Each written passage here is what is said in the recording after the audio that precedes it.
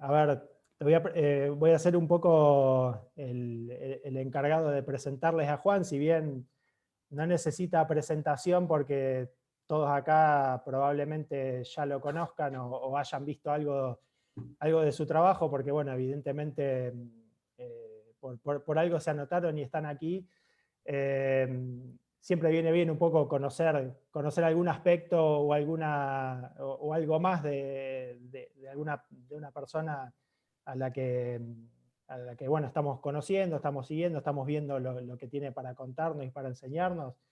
Y para eso quería contar brevemente, rápido, no es un tema de ser muy autorreferencial, pero contarles un poquito de cómo fue mi historia conociéndolo a Juan. Hace ya más de 10 años que empecé a capacitarme con él, con sus formaciones, en términos de coaching, en términos de gestión organizacional, en términos de innovación. Yo me considero un emprendedor. Se usa mucho la frase emprendedor en serie, pero diría más bien que soy un emprendedor en paralelo, porque tengo como un montón de cosas andando al mismo tiempo.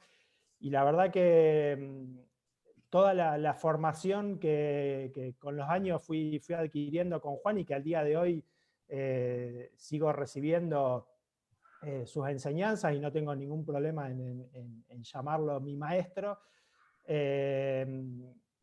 Realmente fue un antes y un después para lo que fueron los procesos de mis emprendimientos, de mis organizaciones, de mis actividades, de mis tareas. La manera en la que aborda el coaching, no solamente desde el punto de vista personal, humano y emocional, sino también organizacional, de innovación, con foco en el cliente. Así que bueno, para mí también un honor que hoy me haya invitado a presentarlo. Y bueno, sin más, los dejo con Juan como para arrancar en esta charla. Bueno, muchísimas gracias, Mauro. Un placer, un gusto volvernos a encontrar en estos espacios. Para mí es siempre un placer, siempre descubrir gente nuevas relaciones y también encontrarnos con grandes y viejos amigos. Así que es un gran placer. En el día de hoy yo quería, más que nada, provocar con algunas ideas y algunas preguntas acerca del tema de la innovación y cómo movilizar la innovación en las empresas, entendiendo la innovación como un grupo de habilidades y sensibilidades que podemos cultivar y que no solo están en condiciones de aprovechar o de encarnar las personas que tienen responsabilidades estratégicas o comerciales en las organizaciones, sino que todos en nuestro nivel podemos participar de este juego de la innovación, de este juego de la participación en la creación del futuro.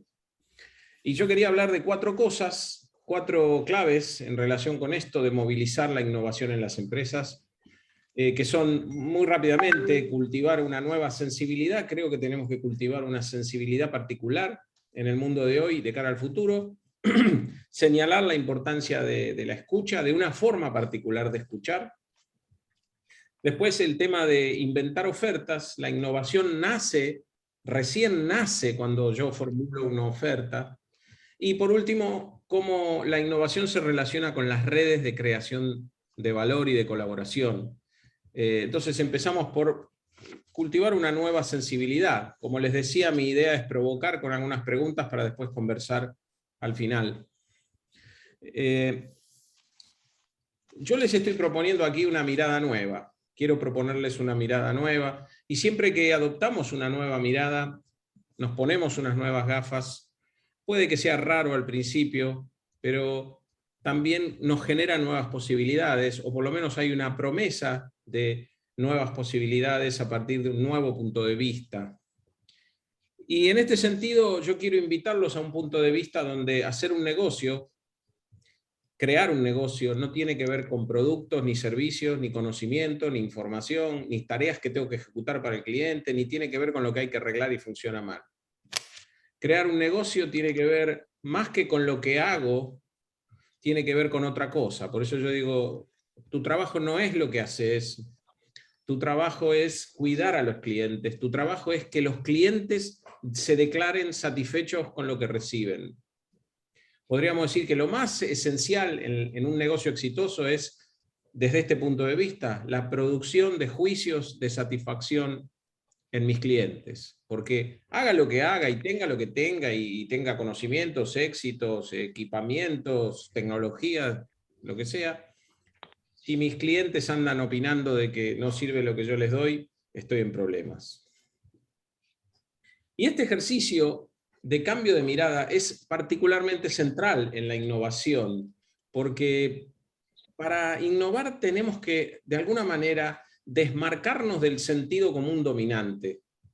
Desde el sentido común dominante, desde la mirada habitual, con la que estamos súper identificados y comprometidos, la verdad es que lo posible y óptimo es lo que ya está, lo que ya existe.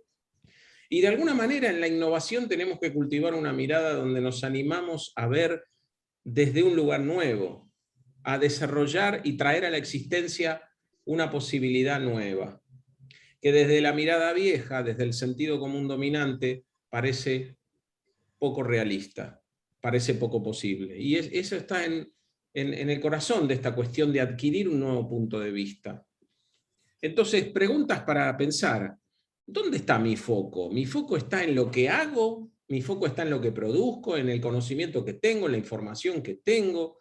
¿O está en producir satisfacción de los clientes?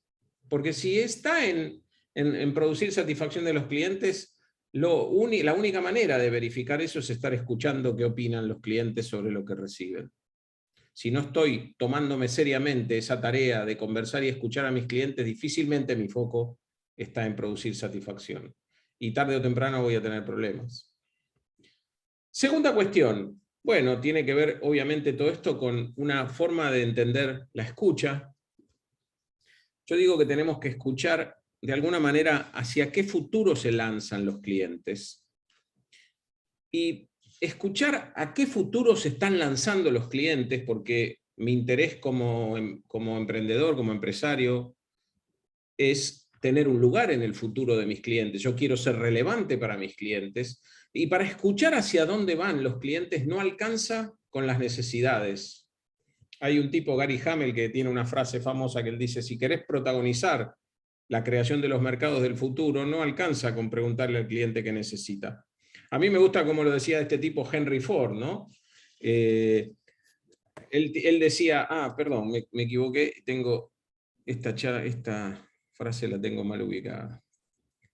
Fíjense lo que decía Henry Ford: si les hubiera preguntado a los clientes qué necesitaban, me hubiera dedicado a criar caballos más rápidos. ¿No? Entonces tenemos que poder escuchar más allá de lo que el cliente declara como su necesidad. No es que esté mal escuchar lo que el cliente dice que necesita, es fantástico, puedo hacer negocios. Ahora, si yo estoy sintonizado exclusivamente con las declaraciones de necesidad de los clientes, difícilmente voy a innovar, porque mi agenda de producción de ofertas la define el cliente y no yo, y la define el cliente en función de lo que el cliente conoce. La define el cliente en función del menú de posibilidades a la mano para él. Entonces hay una posibilidad de escuchar más en profundidad, y eso para mí implica distinguir dos formas de escuchar. Una forma de escuchar al cliente, que es escuchar lo que el cliente declara como su necesidad o su deseo. No, yo siempre hago el chiste de que necesidad o deseo son cosas distintas. No es raro que alguien desee un triple bypass coronario, pero por ahí lo necesita. Ahora, tienen algo en común, necesidad y deseo, que es, bueno, hay algo que está ahí, es un objeto, algo que yo puedo reconocer, observar, y declaro que necesito eso. En cambio, la preocupación, en español preocupación suena muy a problema, muy a falta algo, a obstáculo. Ahora, hay una palabra en inglés que representa el sentido que le queremos dar a la palabra preocupación aquí, que es concern, lo que me concierne, lo que me importa, a diferencia de la otra palabra en inglés que es worry, lo que tiene que ver con insatisfacción, con problema, etcétera, ¿no? Acá cuando hablamos de preocupaciones nos estamos refiriendo más a lo que yo quiero cuidar. Entonces, podríamos decirlo así: necesidad y deseo por un lado y preocupación como concern por el otro. Las necesidades están asociadas a lo que está disponible. El cliente pide lo que pide porque está en el menú, porque ya sabe que está en la lista de posibilidades y se satisface esa necesidad si obtiene lo que el tipo pidió. Hay una sola forma de satisfacer la necesidad. Ahora, la preocupación es algo más amplio. La preocupación está vinculada con un interés por el futuro, por un hacernos cargo del futuro, por un sentido de cuidado por el futuro. Y ese futuro siempre es un espacio de cuidado. No hay tal cosa como neutralizar, como quien neutraliza su sed. El interés por ese futuro y la voluntad de cuidado de ese futuro está siempre. Entonces, las preocupaciones no se satisfacen, se cuidan. Y siempre puedo encontrar nuevas maneras de cuidar. Y entonces es bien interesante hacer esta distinción. Es una distinción un poco árida para las personas, porque estamos muy predispuestos culturalmente a hablar en términos de lo que existe, lo que ya está disponible, lo que ya está articulado, y hablar de lo que necesitamos. Entonces la gente no habla en general de lo que le importa cuidar. Habla de lo que quiere. Sale con su plato cocinado, transformado en un pedido concreto. Pero ese pedido tiene sentido porque detrás del pedido hay un espacio de cuidado, que el cliente opina que con eso que pide lo va a poder atender, lo va a poder desarrollar, cuidar, se va a poder hacer cargo de su interés. Entonces, claro, ¿por qué meternos en esta distinción tan desafiante o que nos incomoda un poco y nos cuesta apropiarnos? Porque si yo estoy en la dimensión de las necesidades y los deseos, mi agenda de ofertas la define el cliente. El cliente ya me está pidiendo lo que él quiere dentro del menú que conoce. En cambio, cuando yo logro poder tener una interpretación sobre las preocupaciones del cliente, sintonizo con esas preocupaciones, con esos mundos que el cliente quiere cuidar, yo puedo inventar ofertas. Puedo hacerle una oferta al cliente que jamás hubiera sido un pedido de él. Puedo inventar una nueva producto, servicio, lo que sea de valor para ese cliente porque lo diseño en función de esas preocupaciones que interpreto que el cliente tiene. Y claro, en el mundo, como hay espacios de preocupaciones, piensen los espacios de preocupaciones por la salud, por la educación, salud y educación, dominios que se están transformando radicalmente ahora, esos espacios de inquietudes se traducen en la aparición de prácticas, aparecen formas de cuidar esas inquietudes, prácticas que son prácticas sociales, que son las maneras que los humanos inventamos para cuidar lo que nos importa cuidar. A veces desaparecen ciertas preocupaciones, con lo cual hay prácticas que se vuelven obsoletas. Y al mismo tiempo emergen nuevas preocupaciones que hacen que nuevas prácticas sean inventadas. Hace 100 años a nadie le importaba verse joven eternamente. Más bien las personas querían ser adultas, querían tener arrugas, tener canas, pantalón largo, ser importantes, ser autónomas, independientes. Hoy tener canas y tener arrugas es tener, digamos, la amenaza de ser obsoleto, y todos quieren verse jóvenes, atractivos, deseables, y entonces hay todo un espacio de prácticas para mantenerse eternamente joven, cirugías, tratamientos, etc. Esas prácticas se inventaron en tanto y en cuanto emergieron las preocupaciones que les dan el sentido. Fíjense un ejemplo, ¿no? Hace unas décadas atrás, yo hace muchos años daba un curso de innovación y había una persona que me dice, yo participé en la primera informatización de un gran banco en la Argentina. Y en esa época participábamos con un proyecto en el cual había un buen financiamiento, un financiamiento muy importante. Entonces decidimos comenzar nuestro proyecto de informatización del banco con una encuesta masiva a los clientes preguntándoles sobre la calidad del servicio y qué querían que mejore. En esa época, el servicio de las sucursales de los bancos estaba asociada a la existencia de los cajeros humanos que atendían al público, los edificios donde esos cajeros estaban y que tenían ciertos horarios de apertura y cierre, y un seguimiento manual de la información de las cuentas bancarias, ¿no? Entonces, cuando hicieron esta encuesta a los clientes de las sucursales del banco, recibieron dos respuestas en forma bastante mayoritaria. Primero, las personas pidieron más cajeros atendiendo al público, y segundo, pidieron la ampliación del horario. Claro, dadas las prácticas disponibles bancarias en aquel momento, las personas declaraban necesidades e insatisfacciones vinculadas con lo que conocían. Que creo que sería muy positivo y muy bueno para nosotros si el banco estuviese abierto 1 hora más a la tarde, si hubiera más cajeros atendiendo al público.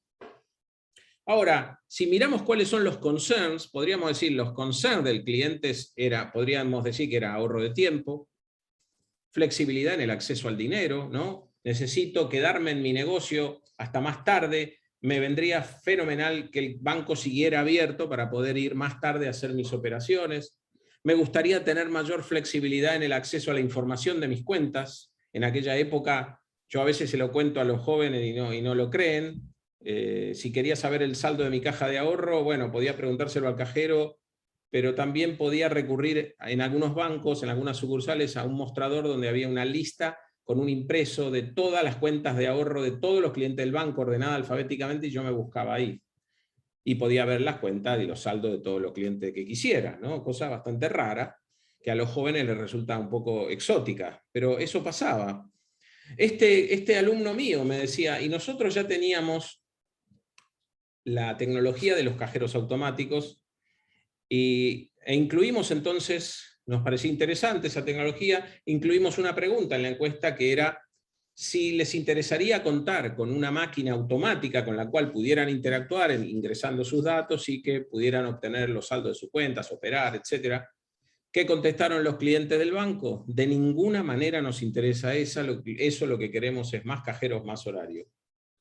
Ahora, esta persona me decía, hicimos de todas formas una experiencia piloto, en la casa matriz pusimos 4 o 5 cajeros de estos, y al principio la gente tenía miedo, no entendía, pero en la medida en que las personas empezaron a darse cuenta de cuáles eran las ventajas que esta nueva práctica innovadora implicaba para el cuidado de sus inquietudes, el ahorro de tiempo, la flexibilidad en el acceso al dinero, a la información, el cajero fue adoptado y fue un éxito. Entonces, innovar podríamos decir que es superar los límites que las prácticas tienen, que las prácticas sociales tienen en un espacio, en un dado momento. Y en aquel momento, operar con edificios que tenían que estar abiertos y con seres humanos dentro atendiéndote, tenía un montón de limitaciones. Por ejemplo, las personas tenían que acordarse de sacar plata el viernes para el fin de semana, y si no, podían tener 10 millones de dólares en el banco, pero no podían acceder hasta el lunes. Y eso podríamos decir que era una limitación, un aspecto limitante de cómo se manejaba el dinero en aquella época. Entonces, una innovación es una práctica nueva o transformada que permite superar los límites actuales y cuidar mejor las inquietudes que los clientes tienen. O sea que innovar implica construir a partir de la resignación, podríamos decir, porque el cliente está resignado a que si no llega al banco el viernes antes del horario de cierre a sacar dinero, se embroma, no va a tener dinero hasta el lunes. Y además lo considera como lo posible, lo razonable, no puedo pretender otra cosa, no puedo pretender obtener dinero el fin de semana. Entonces, eso el innovador lo ve, esa limitación, el innovador la ve como una anomalía, como algo que hay que resolver para mejorarle la vida al cliente. Entonces, un par de preguntas para dejarles. ¿Cuáles son las preocupaciones de mis clientes? Yo sé cuáles son los concerns de mi cliente. Segundo, ¿identifico espacios en los que mis clientes están resignados a que no pueden hacer nada mejor? Allí hay una semilla para la producción de innovación. Y entonces ahora veamos cuál es la dinámica a partir de esta mirada de los espacios humanos y de los mercados como espacios de prácticas que se hacen cargo de inquietudes de los clientes. ¿De qué manera entonces la innovación se produce? Aquí les quería contar una anécdota asociada con un maestro mío, Fernando Flores. Él hizo un gran trabajo hace muchos años en una cementera mexicana, Cemex.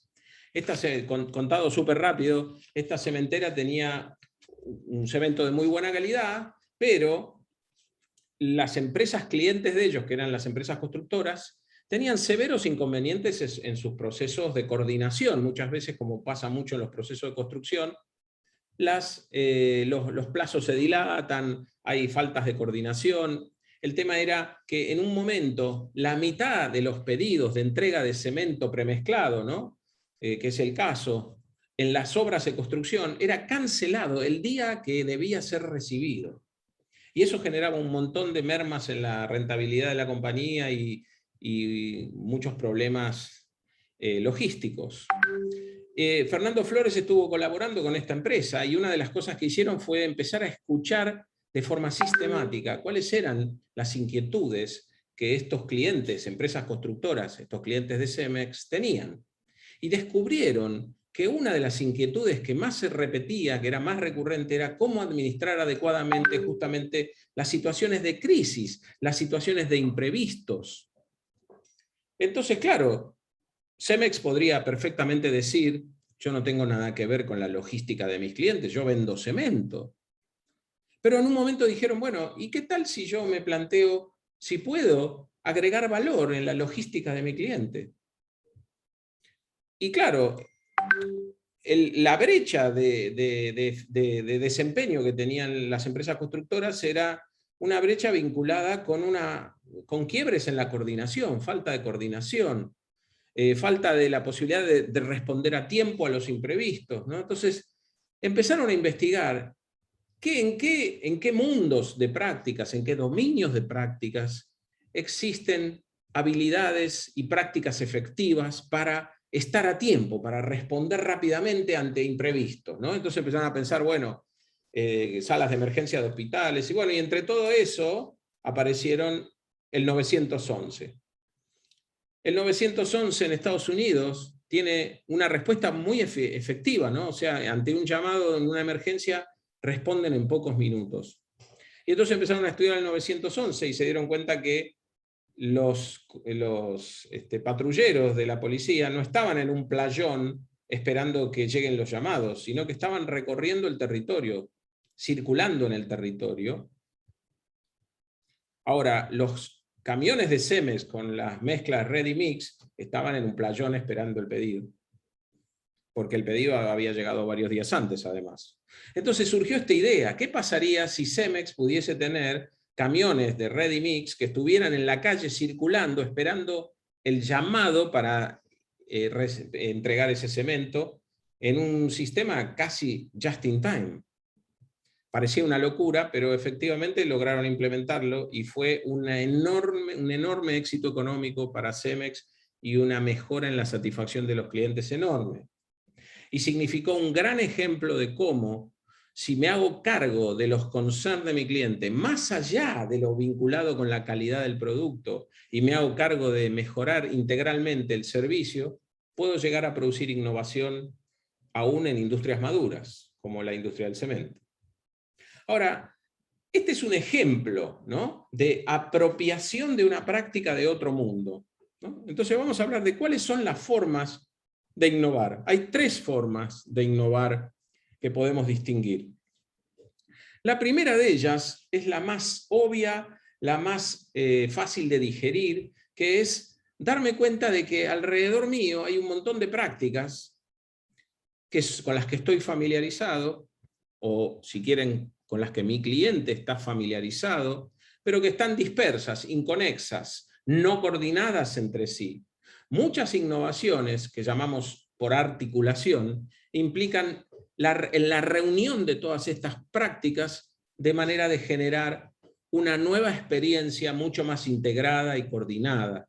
Lo que hay en este caso es como una suerte de intensificación de lo que ya era propio del espacio. Ejemplo, el shopping center. Todo lo que hacemos en un shopping center lo podíamos hacer por separado, yendo a un restaurante, yendo al cine, comprando en un local de venta de ropa, por ejemplo, yendo a un lugar de entretenimiento para niños, estacionando mi auto, dejándolo para que alguien lo lave mientras yo estoy. Bueno, pero el shopping center lo que permite es integrar todas estas prácticas, reunirlas de manera de ampliar la calidad de la experiencia, la integridad de la experiencia, la armonía de la experiencia del cliente. Esa es la forma más, si se quiere, más digerible o más familiar o más a la mano de innovación. Preguntarme, ¿dónde hay dispersión en las prácticas de mi cliente? Y yo puedo inventar una manera de integrar esas prácticas. Segunda forma de innovación. A veces la innovación, como en el caso de Cemex, proviene de algún otro mundo. Vender cemento a la industria de construcción quizás se puede mejorar trayendo prácticas del mundo de la policía, de la seguridad urbana, por ejemplo, nada que ver. Pero eso lo llamamos apropiación cruzada, ¿no? En el espacio de mi cliente yo voy a producir innovación apropiando prácticas de otro espacio. ¿Y con qué criterio? Con el criterio de que pienso que esas prácticas que me apropio pueden ser de valor para cuidar las inquietudes de mi cliente. Y ahí tengo un desafío que vamos a ver ahora. Un ejemplo, por ejemplo, si traigo prácticas de meditación y yoga que no tienen nada que ver con el mundo corporativo, pero yo las introduzco en el mundo corporativo porque considero que esto puede mejorar la productividad, el bienestar, la calidad de vida, reducir el ausentismo, reducir las contingencias médicas, etcétera, etcétera, etcétera. Ahora tengo un desafío. El desafío es que yo tengo que lograr que esa práctica, que es rara y que es misteriosa y que puede atraer ese misterio al cliente, al mismo tiempo suene sensata. Entonces yo tengo que sintonizar con el estilo, en este caso con el estilo corporativo, y quizás voy a tener que ofrecerle a mi cliente una manera de medir el impacto de la meditación y el yoga para que él pueda decir, lo mido, lo gestiono, como es propio del estilo corporativo, del estilo gerencial. Entonces tengo que lograr un equilibrio entre preservar el misterio de lo que traigo, que viene de otro mundo, y al mismo tiempo sonar sensato a oídos del cliente, que recibe una oferta de algo misterioso y raro, pero que promete un nuevo valor. Debe seducir prometiendo un nuevo valor. Por último, a veces la innovación proviene de los márgenes y de lo aparentemente irrelevante, ¿no? A veces aparecen prácticas marginales que eventualmente se vuelven dominantes, produciendo lo que llamamos reconfiguración. Alguna vez alguien se involucra en inventar nuevas prácticas y al principio son marginales y esos inventores son especies de loquitos que eventualmente después cambian el mundo, ¿no? Y ahí tenemos enorme cantidad de ejemplos. Por nombrar dos, la telefonía celular, la computadora personal versus las viejas herramientas para el trabajo de oficina, pero hay infinitas, internet, los emails, todo, montones de ejemplos de cómo prácticas que nacen marginalmente e inclusive son despreciadas por muchos, terminan transformando el espacio. En el caso del celular, por ejemplo, transformando radicalmente el espacio de la comunicación. Entonces, algunas preguntas para quedarse aquí es, ¿hay prácticas dispersas en el mundo de mi cliente que me dan la oportunidad de inventar una articulación más armónica y mejorar la experiencia del cliente? ¿Veo espacios de los cuales me puedo apropiar prácticas para llevar al mundo de mi cliente? ¿Yo soy portador de ciertas rarezas por mi propia experiencia que pueden ser de valor en el mundo de mi cliente? Y por último, ¿veo prácticas marginales que hoy parecen muy raras e irrelevantes y eventualmente en el futuro pueden reconfigurar el mundo? Esa pregunta es la pregunta de la sensibilidad histórica. Darme cuenta de que todo lo que hoy nos resulta natural y de sentido común, en algún momento del pasado fue raro, marginal e irrelevante. Por último, ¿cómo participar del juego de crear innovación? Yo digo que es un juego la innovación donde lo central es la persistencia y la colaboración. Colaborar para crear valor. Fíjense, un dato. Hay estudios que dicen que cuando las empresas lanzan proyectos de innovación, en general la tasa de éxito es de apenas el 4%.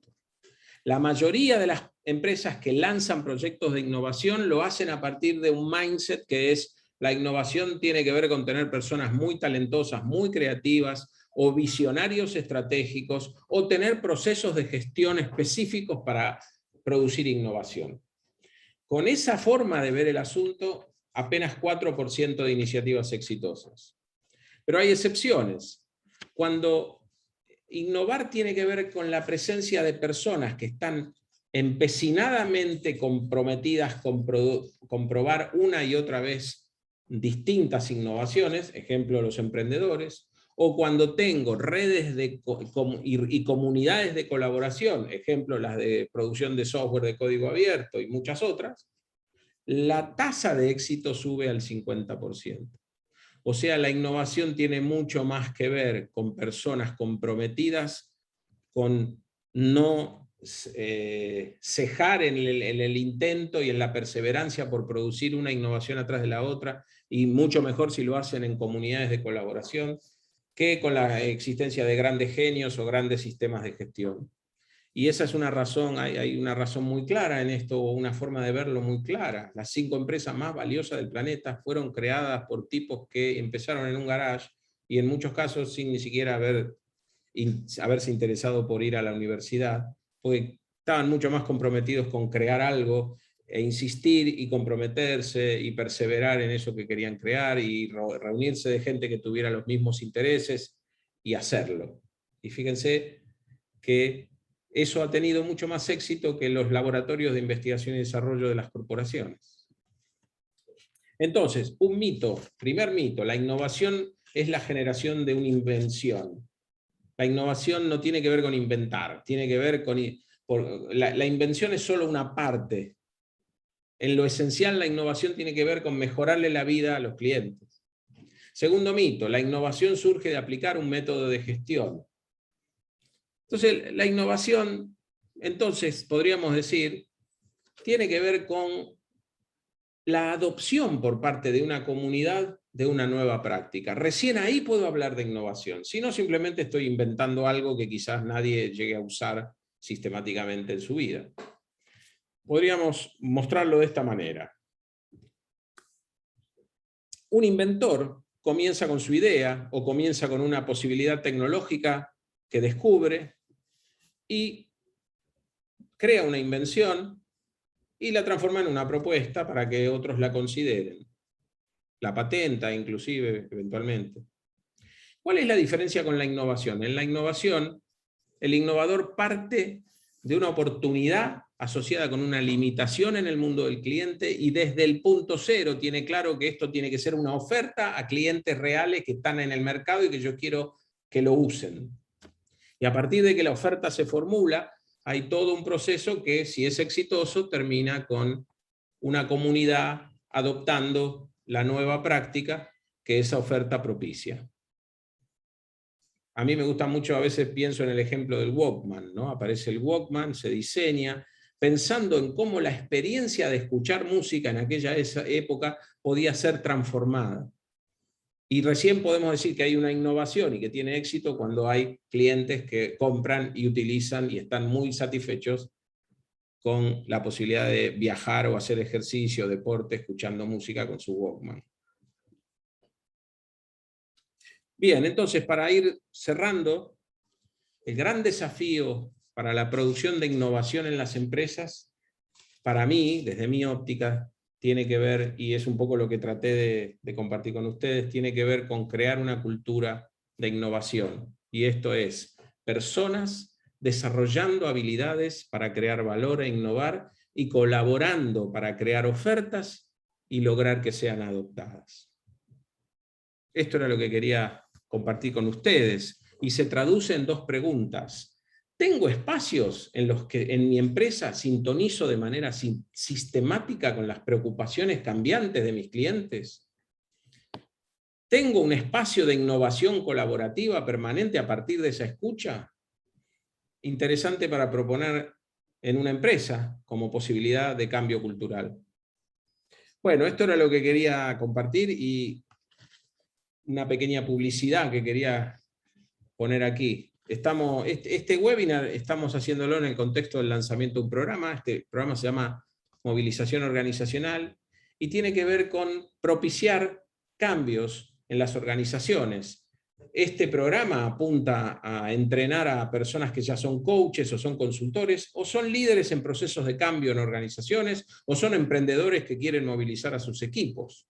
Este programa está constituido por 8 webinars semanales, empezando hacia fines de septiembre, 6 cursos en línea asincrónicos, y hay varios practitioners muy prestigiosos invitados a compartir sus experiencias que los pueden ver en la página, en la landing de este programa.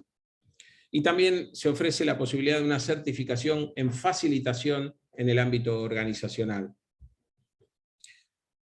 Bueno, una pequeña y rápida mención: la plataforma en línea de la que hablo, los cursos en línea, son cursos que permiten una experiencia muy interesante en esta época, y es que puedo tomar estos cursos, que son cursos en video, con tareas, con ejercicios, con lecturas, pero que puedo llevar adelante a partir de mi computadora personal y también de mi móvil. Entonces, es un excelente complemento para los talleres que son más prácticos y vivenciales. Entonces, bueno, invitarlos a este programa, a los que pueda interesarles, recordarles que estamos con un early bird, o sea, una inscripción anticipada a que cierra la semana que viene y que permite un descuento sobre el valor del programa de un 15%. Dicho este chivo, esta publicidad, quedo a disposición de ustedes, muy agradecido por que me hayan escuchado y listo para las preguntas. Así que me quedo en manos de mi amigo Mauro.